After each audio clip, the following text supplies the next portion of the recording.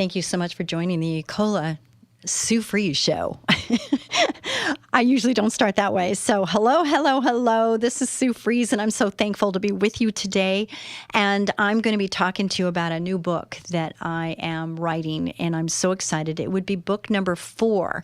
And I'm very excited about it because it's something that started a long time ago. I had 2 sisters, one older, one younger. We had a 5-bedroom home in Westminster, and it was a 2-story home, and I had the middle bedroom because I was the middle child. And one day I was crying out to God, and I just said, God, who am I and why am I here? It's got to be more than what I'm experiencing right now. It's got to be more than this. And boy, is it more than this?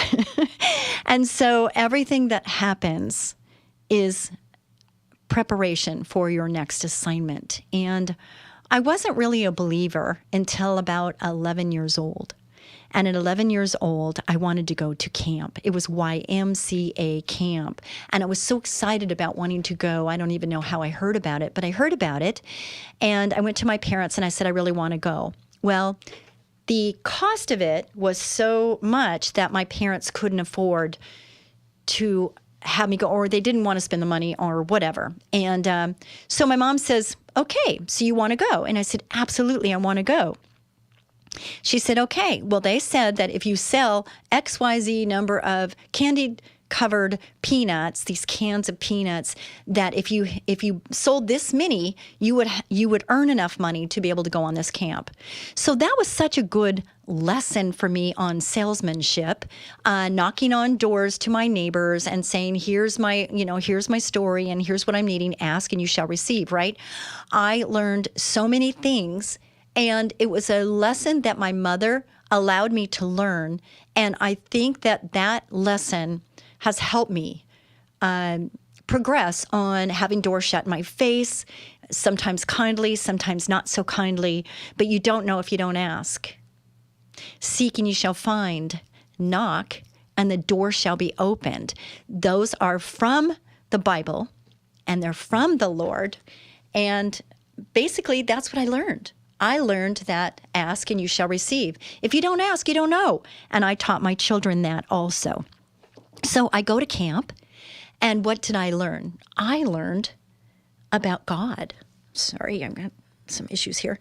I learned about God. I learned who he was and who I was, at least slightly. I kind of got a glimpse, and it was around a campfire, smelling the pine needles of the pine trees.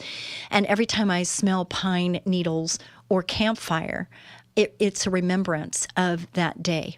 Now, my family environment was not very good. My dad he worked a lot, and he was always angry. He'd come home angry.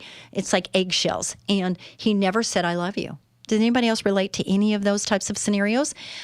He never said he loved me, and I wanted so badly to just hear my dad say, I love you. He wasn't physical either. His love language was giving gifts. And that's my least favorite, and the least to speak love to me is giving me gifts, even though I like gifts. I love gifts, especially when there's a lot of thought that goes into gifts. I think most people do like that, when there's a lot of thought that goes into a gift. Anyway, so he never said, I love you. So they were fighting. They would fight a lot, especially around the dinner table. So I didn't like to eat, and I didn't like to be around them. So I got really skinny because I didn't want to eat, because my dad would always point out my table manners or lack of, and so on and so forth. So that was my family environment, and it wasn't really very comfortable to be around. And I just always felt like I just really dreamed of having a happy, peaceful home, which we didn't have. So when I went to camp and I received the Lord, the first request or prayer that I gave was to have my mommy and daddy love each other and for us to have a happy home. So I came home so excited that I had this new relationship, and I felt like he was the answer to all of my problems. He was the answer, and he is the answer. I came home all excited to tell my mom, and my mom says, Susie, come here. I have something I need to tell you. And I said, Mom, I got something I need to tell you too. She goes, no, I've got to tell you something. It's really important. I got to tell you this. And she says, your mom, your dad and I have decided to get a divorce. I'm like, no, you can't get a divorce. I just received the Lord and he's going to fix everything. But they didn't listen to me. They didn't listen to me, and they went ahead and did what grown-ups do.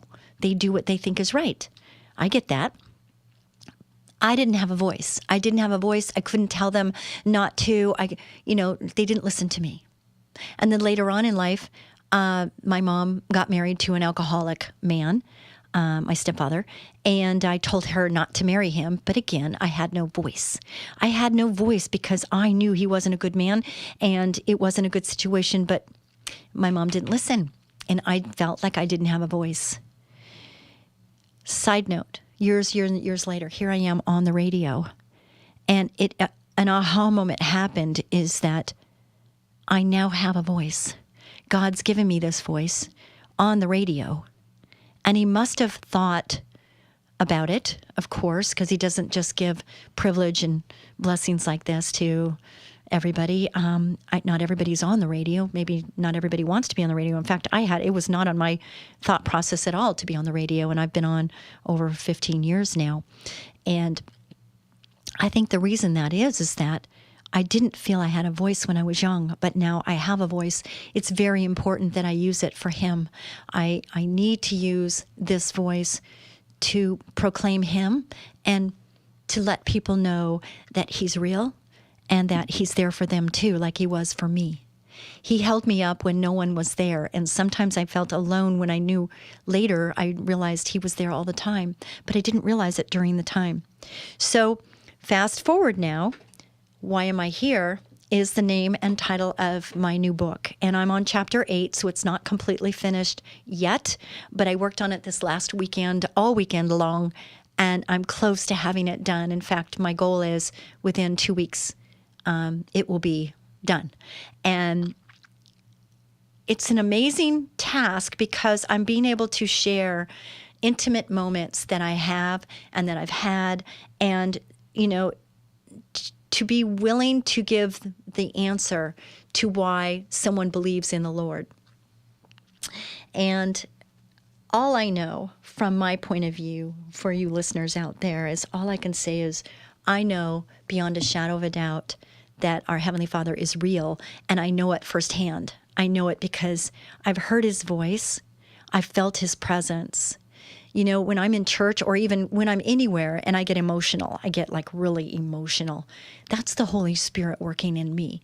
And you might just cry because God gave us tears. He gave us our emotions.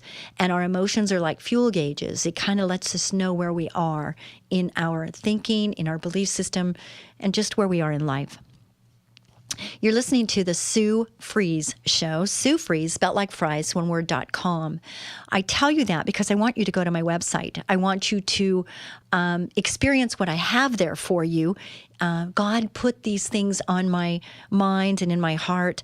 The love languages, that's something I learned and I've shared with my children. And it's really good to see like how to speak in someone's love language, because we speak in our own love language and other people speak in their love language. And sometimes, like with my dad, it was like this. I mean, it was like we never connected because he was giving me good gifts, and all I wanted was to hear him say, I love you, and to put his arm around me, give me a hug, because mine are words of affirmation, and the other one is physical touch. And quality time I liked. Now, he'd give me a unicycle, and then he'd go out there and hold it up for me a little bit for me to learn. But a lot of the time it was just me trying to learn how to ride that unicycle. And I do know how to ride a unicycle, believe it or not. And if you don't believe me, go to the website and look up love languages on the Sue Fries TV, because you'll see me riding a unicycle talking about the love languages. And the unicycle was pertinent in that because that was one of the gifts that my dad gave me as a love language. So why am I here? Ask yourself, have you ever asked yourself that? Why are you here? It's not just to see. Back then I did a lot of house cleaning because my mom smoked in the house. So everything got kind of yellowed. The paint got yellowed in the kitchen especially. And so we had a flat ceiling with nothing on it. So it was flat and shiny. So it was a gloss. Why? I don't know. And so I would use a wet mop and I would be wiping it. And I could see the results so easy because it was almost like a paintbrush, but it was only a wet mop. And it got rid of all this yellow. I know it sounds gross, doesn't it? I mean, to think that I lived in that for all those years. My mom died way too early. And she did not die of lung cancer. She died of a broken heart. She died of heart failure. My dad died at 60 years old. He had lung cancer. No, he started with kidney cancer. They took one kidney away, and they said, if you get 7 years, if you live 7 years, because you have two kidneys, and if you live past 7 years, you should be okay. And at the 7th year, he got lung cancer, and he died of lung cancer. My dad stopped smoking the day I was born. So isn't that interesting? My mom didn't die of lung cancer, and she smoked till the day she died. Yeah, interesting, I thought. And I thought, why? And I don't know why. And maybe I'll know when I get to heaven. I can ask God why. But then when I get to heaven, I don't know if it's really going to matter. And sometimes that's the way it is, isn't it?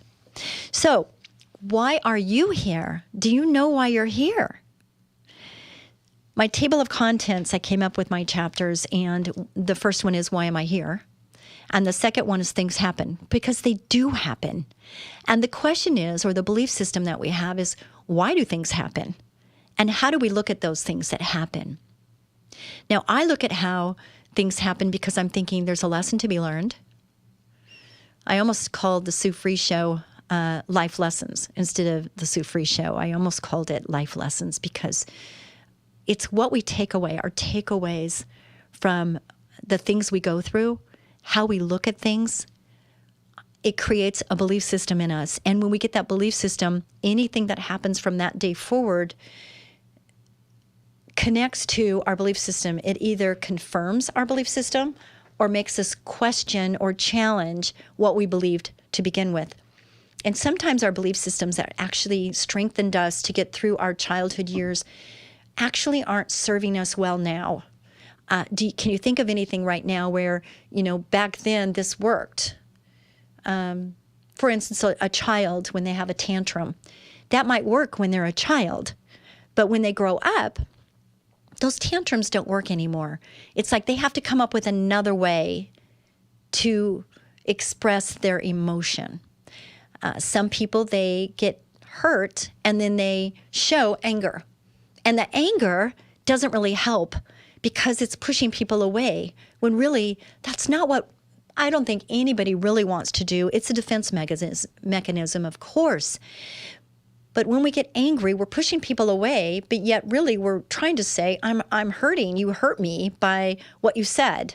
And sometimes it's to leave, just leave, silent treatment. I'm just going to leave. And that works. But then it doesn't. And what do we do with that? So things happen. And how we handle those things that happen and the way we look at those things that happen can change our momentum or the success of the future relationships and the future goals that we set for ourselves. Chapter 3 is on God cares. And if we don't believe that God cares, then we're kind of left to ourselves. We're left on our own. But when we realize that we have a God that really loves us unconditionally, regardless of what we've done, that He's there and He loves us, we might act differently. We might perform differently. We might respond or react differently. You are worthy. Now, there's a really good story. You are worthy. Do you believe you're worthy? Do you believe you're worthy? There was a time in my life where I felt unlovable and I felt really unworthy. And that time was a decision I made, and I'm going to just be real, is I had an abortion. I'm not proud of that, and I'm not saying this to upset you, and I'm not saying this to have you feel sorry for me. I'm healed from this situation, and it's something that I have to live with for the rest of my life. Probably the biggest regret in my entire life was that decision. I can't change that decision. I can make the most of that decision, which is why I'm bringing it up.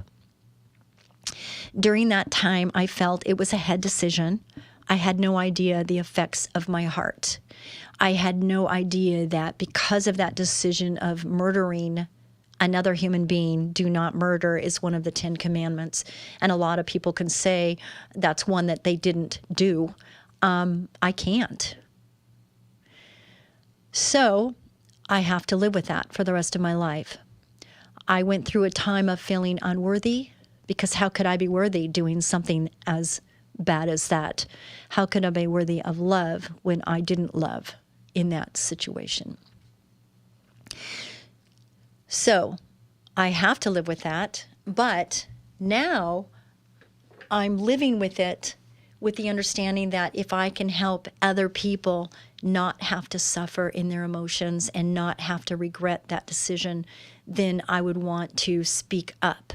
Now, the reason I'm saying this to you right now, listener, and I could be talking to you, God's talking to you, is that you have either already done something like this, maybe exactly this, and you haven't told anybody.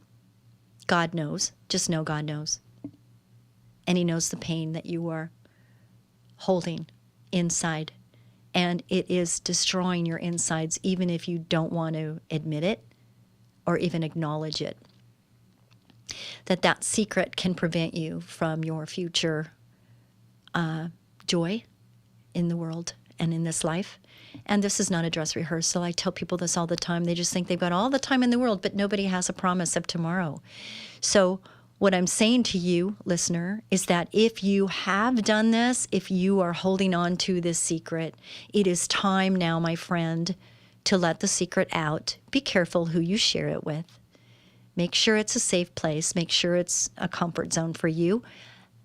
But you need to share it and let it out so that you can be freed of the bondage that you're held to with this secret. I know people that have been sexually molested, me included. That's another secret that needs to be let out. And the only way that can happen is if you come to grips with it and allow it to be out in the proper setting, please. Pick wisely. But these secrets can hold you back from what God has for you, to have you feel unworthy or unlovable. And you are both worthy and you are both lovable. I just do not like this thing going on here. So I really want to give you permission, and I want to encourage and inspire you to finally let the secret out. Let me know how that goes for you. Go to Sue Fries, spelt like fries, oneword.com. There is an email segment there where you can email me. I'm the only one that reads these emails. Go there and let me know that you heard the show, that you heard the Lord through me, and that you have taken action to get released from the bondage you have by the secret that you're carrying. It is time. It is time. It is time to be freed from this.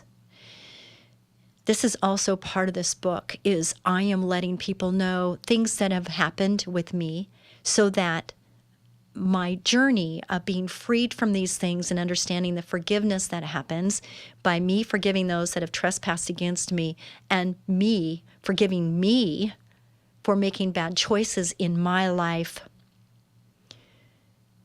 has freed me to be able to be on this show and to have this voice. And I'm telling you, it is the best thing to do. People that have heard this on my show over the last 15 years and have taken the time to talk to their parents about having an abortion when they were a teenager and now they're 30, 40, 50 years old and they've held the secret all that time. And their parents embrace them and say, I'm so sorry you've had to hold this long. I'm so sorry that you didn't feel safe enough to tell me. And that's what they got. And I'm believing that that's what you'll get if you just release this secret.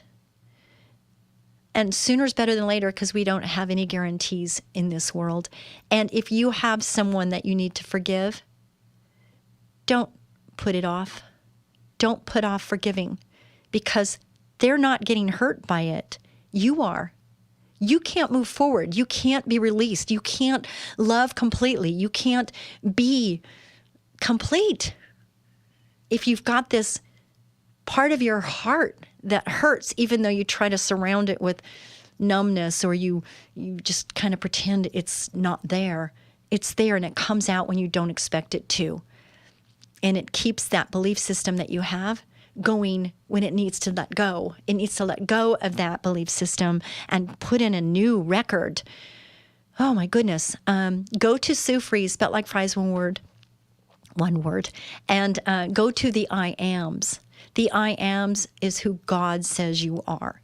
And he will replace the records that you're playing in your head, recordings. I don't know what a record is. Man, that's so weird to think, isn't it? But those recordings that we play over and over in our heads that aren't serving us well anymore, those belief systems that we have, those ways we used to handle things that worked then and don't work now, we need to change those up, and we can. We can change it. I'm encouraging you to take note. Whenever things are going not well, take note of your thought process. What is happening? How are you feeling? What are you thinking now? And maybe you need to change that thought process. Maybe you need to change how you're thinking. Change that thinking, that stinking thinking, to beautiful believing thinking. And believing God cares for you is a part of that. And I'm hoping that you take this and run with it. I'm hoping that I hear from you. I want to know how this has significantly impacted you in a positive way, because that's what Sue Fries and the Lord is about. Is He gives us freedom of choice. He gives us freedom to choose Him and His ways over other ways. And we might think we've got it all together, and then we don't. And then what? Where do we go? Who do we talk to? Where do you go when you die? Do you know where you go when you die? I know where I'm going when I die. I know where I'm going. Do you know where you're going? And the people that have gone before you, do you know where they are? And are you going to meet them there? Those are really good questions, aren't they? They are. I want to pause because I just want you to think about that for a second. So God cares about you. He cares about how you think. He cares about what you do. He cares about what you eat, what you think about, what you listen to, what you read, who you hang with. He cares about all of that. This is part one of a two-part show. So I'm hoping that if you are listening to part one, that you stay tuned to listen to part two. I really want you to listen to both sides because you'll get the second half of the book. So be a blessing, and we will see you on the other side of this. And thank you so much for listening.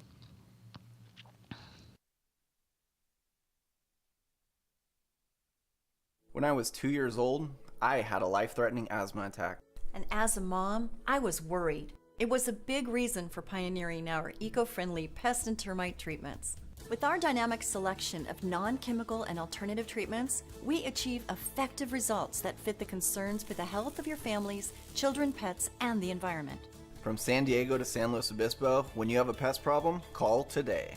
Ecola. Powerful termite and pest control. As gentle as a butterfly. Thank you so much, Ecola Termite and Pest Control, for sponsoring this show. I am so blessed and so honored to be part of Ecola. Listen, if you want to join the Ecola team, we'd love to talk to you. We have 7 offices covering from San Diego to San Luis Obispo, and we're looking for talent. We're looking for people with great attitudes. We can teach skill, but we can't teach attitude if you got a bad hair day and you can't put that aside and get to work and think about work and how you can serve our customers. Then maybe it's not a good fit if you don't have the core value of integrity, dependability, respecting each other. Then maybe it's not a good place. But if you do believe in those things, then maybe it is the right place, and we would love to talk with you. So reach out to SueFries.com, and we can talk to you there. So this is part 2 of part 1 of a part 2 segment, and it's on why am I here? And Why Am I Here is a book that's been kind of in my head for a very long time. In fact, from very young, because the book is about my story of asking the Lord that. Like when I was, I think, 11 or 12 years old, I was saying, who am I, God, and why am I here? It's got to be more than this. And so part one was the beginning of the book, and this segment is going to be the second half of the book. And I talked about why am I here? Things happen, God cares, and chapter 4 is on you are worthy. And you are worthy. And sometimes we don't feel worthy. And I was talking about that in part 1, about decisions that I made that weren't healthy and not good, such as having an abortion. I went into deep detail on part 1. But part 2 is just saying that those secrets that we hold can hold us back. And the sooner we release those secrets, the sooner we can get the forgiveness that we need to get, or the forgiveness we need to give. And forgiveness is really probably one of my biggest healing moments, was learning about forgiveness and how we don't have to feel like forgiving somebody. We have to make a decision in our head. And I had to, I was sexually molested as a child. I was raped, and other things have happened. And I did not want to forgive those people. They didn't deserve forgiveness. And I heard someone say that to not forgive somebody, to not give forgiveness, is like drinking poison, expecting the other person to die. And that's so silly, isn't it? But that's really, if you think about it, your unforgiveness is not hurting the other person that has trespassed against you. Whether they abandoned you, they lied to you, they cheated from you, whatever the case is, by you not forgiving them is creating a bitterness within inside of you. It's burning a hole in your heart. And you can't be relieved and be all God has for you as long as you hold on to that unforgiveness. Do those people that trespassed against me, do they deserve forgiveness? Absolutely not. They don't. They don't. But I do deserve it. And in the measure you forgive, you too shall be forgiven. So think about that for a minute. Think about that for a minute. So it's not about them. It's about you and your future. And I want every single person to be released of whatever bondage they have, because they can't live out God's purpose completely until they do that. And I try to explain this to people and they just don't get it. And I didn't get it. I didn't get it until I had to go through it. And it starts in here, okay? A lot of people are led by the heart. And I think about it like this. This is how I think about it, is God gives us freedom of choice. And our choice is not in our heart. Our choice is in our head. We think about it. Does that make sense? No, it doesn't make sense. Or, that makes perfect sense. And when we realize that it makes perfect sense, then we go, okay, I think I'm going to go that direction. Whether it's buying a car, whether it's whatever it is. So forgiveness is kind of like that. It's like, it's not for them, it's for you to be released so that you can move on. So you don't harbor that hurt, harbor that pain, harbor that, and it creates bitterness and anger and all those things that we don't want to hold on to because it makes us unhealthy. It can cause psoriasis. It can cause heart damage. It can cause all kinds of problems. But if we let it go, let God. I didn't even understand that for a long time. So when someone explained it like that, freedom of choice God gave us, freedom of choice to choose Him or not.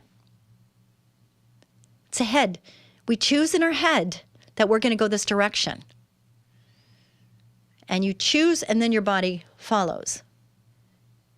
You choose, and then your heart will follow. So, today's the day. What are you waiting for? That's all it is. It's a choice in your head. You don't have to feel it right now. You just need to make a decision to do it. And that's what I did. I chose. I wrote a letter. I wrote a letter to my dad. He was already dead, but I wrote a letter anyway. I wrote a letter to my stepfather. And then I wrote a letter to my other stepfather who disowned me. I never gave them to him, but I wrote it. And then I burned it up. I put it in a fire and let it go. And when I let it go, there was forgiveness with that. I just forgave them. I forgave them, and that released me. No more poison. No more poison in my body. No more unforgiveness in my body. I'm going to let it go. Let it go. Because you are worthy, and God values you.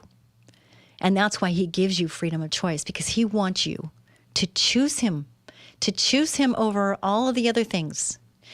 I have people, and I'll say, where are you going to go when you die? And we have this conversation, and I said, well, do you know God? Do you want to know God? I can lead you in a prayer. It's a very simple prayer. That's the beginning of your relationship. I can help you with that. And they'll say, oh, no. I got to quit drinking, or I got to quit cussing, or I got to get my life together. I got to clean up my act. Is that you? Do you have to clean up your act? Let me just tell you something. You don't have to do anything but make a decision with your head that you want to receive the Lord, that you want to be a child of God. And when you do that, the Lord comes into your heart and into your mind, and he will change you. And it's not hard at all. It's not difficult at all, because he's there, and he's got more power, more strength, unconditional love than you could ever imagine. Nothing you've experienced on this earth. I can guarantee you that. Except for from your dog, maybe. I say, God, please make me the kind of person my dog thinks I am. I know that sounds funny, and I can't take credit for that. A pastor said that once. I'm like, I love that. I'm going to remember that, because it's so true. No matter what you do to your dog, that dog, the next time you see it, is wagging its tail, barking, doing whatever it does, because it's so happy to see you. And I want to be more like that. I want to be the person my dog thinks I am. Anyway, side note. So I'm hoping you get this on the forgiveness part, because God does care, and that you are worthy.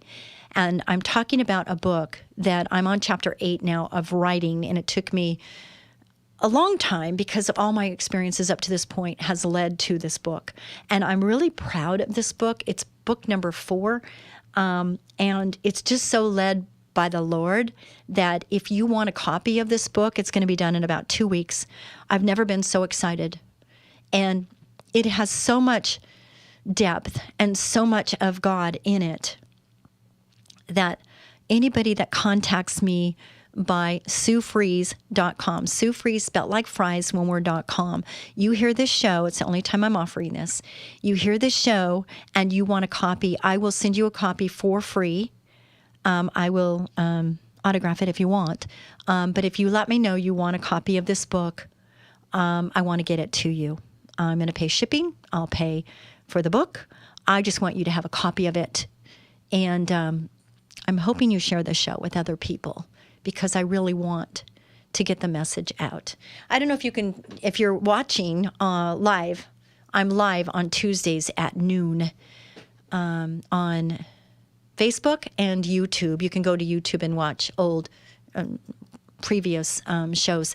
And the dress I'm wearing has a story, and the story is that I'm about our belief system. I'm about encouragement, inspiration in this dress. The words on it are belief and inspiration, just all kinds of words on it. And it's such a cool dress, and I got it in Hawaii. And it's a neat little story. My son finally said, I'm tired of you looking at that dress in the window.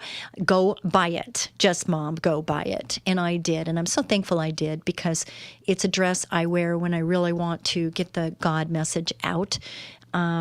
It's just great. Anyway, so the next chapter in this book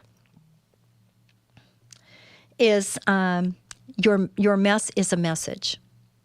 How many of you have messes in your life, where there was a mess, where something, you just went through some trials and tribulations, and it just looked like a total mess. And now if you talked about it, it is a message. And this book is a bunch of messes in my life that now have become messages. And I just want to share them with you. We each have a life story, don't we? We all have a story. And if you'd like to be on my show, I would love to hear from you also. Just go to Sue Fries, spelled like fries, one word.com. Tell me you want to be on the show, and tell me what your story is or the message. Just think about it like this. And I love this question, is like, if you had one story or, one message that you'd like to deliver to people that you feel would be the most helpful for their lives, that you would definitely impact them in a positive way, what would that message be? And I will tell you that if you take the time to actually write that message down, you will find that probably your purpose is wound up in there. If you don't know what your purpose is something God has seen you through, your trials and tribulations, your messes. They prepare you for your next assignment. They prepare you for what God has next for you.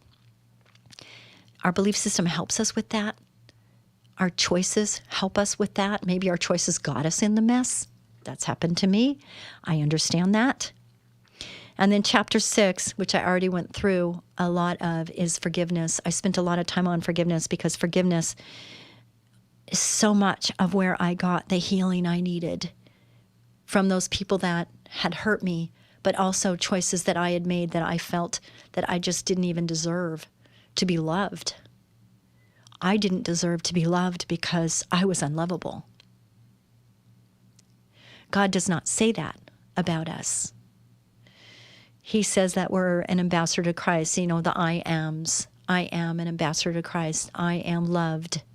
I am forgiven. I am a child of God. I am. There's 3 pages for free on my website. You can download them, as I hope everybody does, and then you read them every day, morning and night. I have people telling me all the time that by them doing this,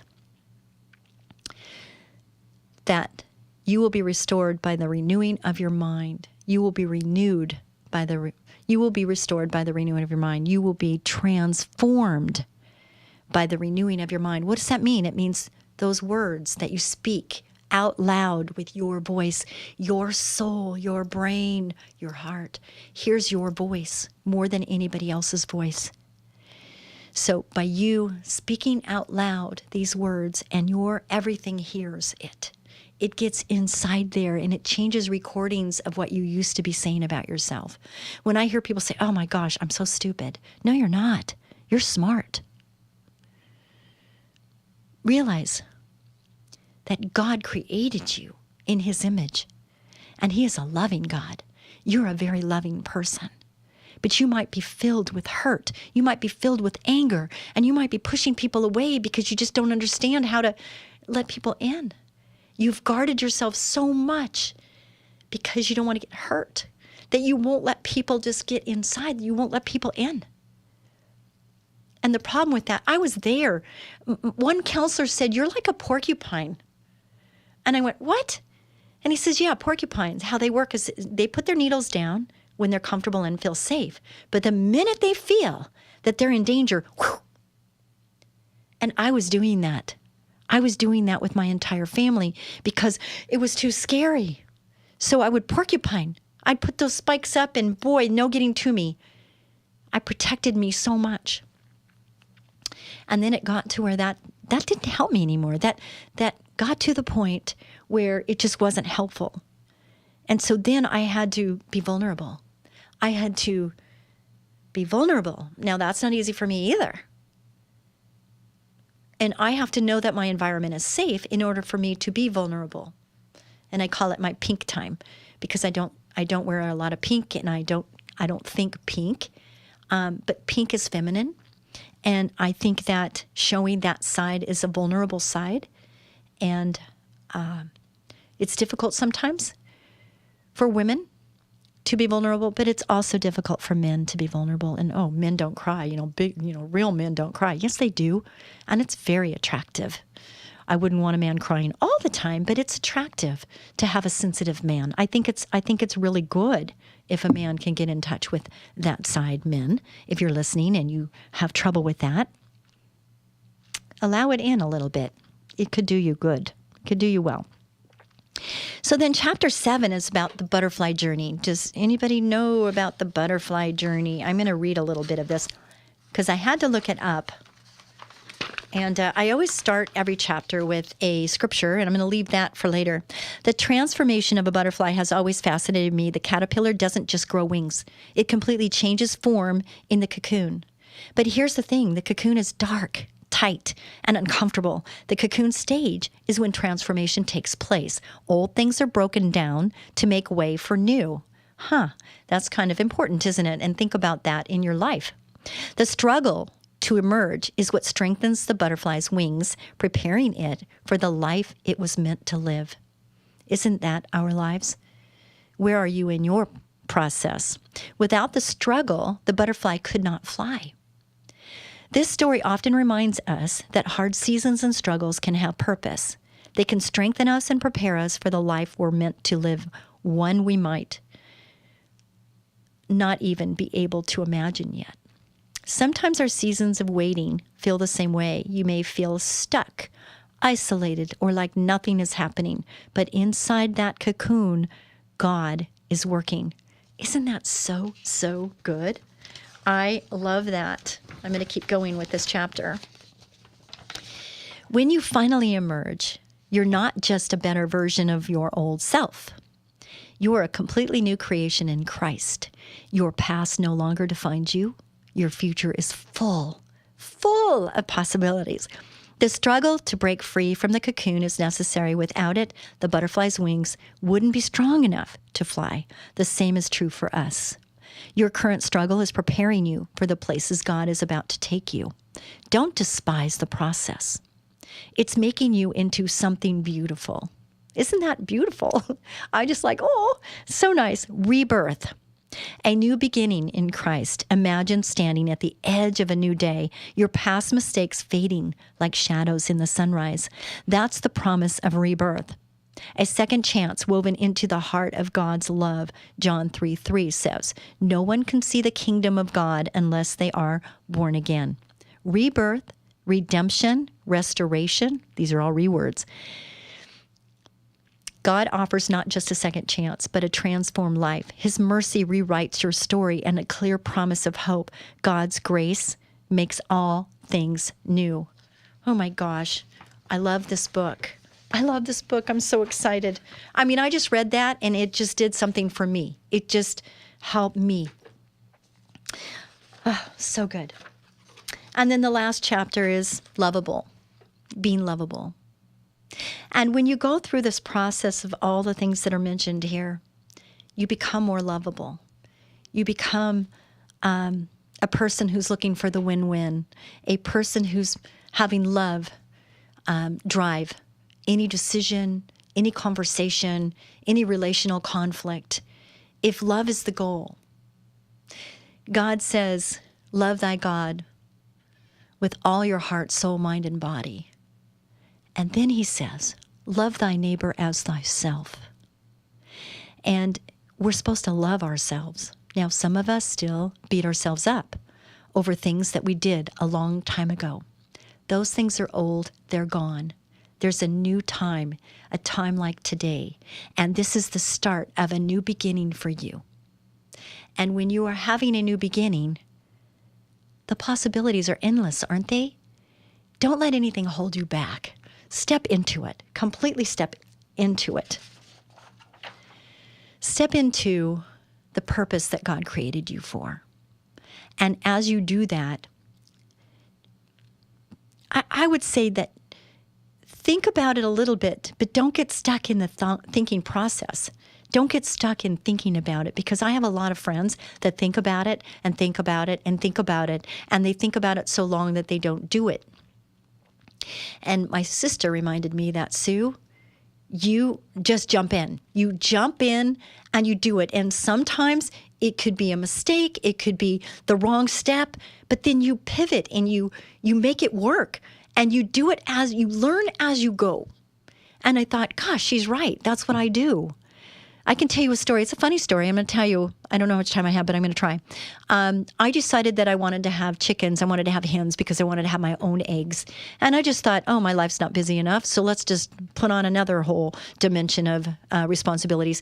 And so I I got 4 eggs, put them in an incubator, had to learn all that. And then they pecked themselves out. I watched that process and it was amazing. And these were my pets and I carried them around with me. I have a Tesla. And so I'd carry them in a little carrier and I would put them in the back of my Tesla and I would drive them to my second home because I would be there for 3 to 4 days. And then I would get them back in the carrier, put them back in my Tesla and drive them back to work.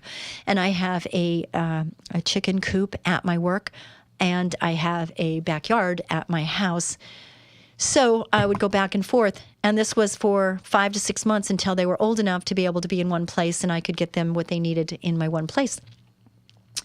And after 6 months of them following me around, pecking at the glass window to want to get into where I was and everything, they were my pets, they started cock-a-doodle-doodling. And so they weren't hens, they were roosters. Not 1, not 2, but all 4 of them were roosters. Kind of comical, right? My sister just laughs to this day about that. Well, I decided to do it again, and I did the same thing again. And again, 6 months in, guess what? Not just 1, not 2, not 3, not 4. All 4 of those were roosters. And I'm like, oh my gosh, there's got to be a way to tell a boy from a girl in the egg or right when they come out or something. And, I didn't learn that, but I went to Tractor Supply and I got a guarantee that the 4 chickens that I now have were going to be females and that I was going to get hens. And they were. And thank you, God, for that. And so now I get eggs, 1 per day. And now I found out that if I fed them differently, they could give me more eggs. But anyway, my story is that I jumped in with both feet and I had to pivot. It took me 2 times learning the lesson, but that's okay. I hope you laugh about that because it's pretty funny. It's a funny story, and it's kind of who I am, and that's just one instance where you see that I just jumped in and then learned as I went, and sometimes that's the right thing to do. So if you want to know anything about chickens, just connect with me on Sue Free, spelled like fries, oneword.com, and I'll tell you what I know.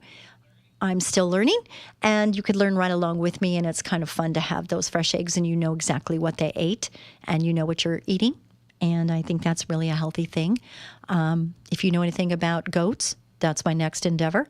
So I'd love to hear from you if you know about goats. That's what I'm going to say. And 10 seconds left. Be a blessing to someone each and every day, and I'm hoping this has helped you. And again, remember my book. I'd love for you to get it. Be a blessing. God bless.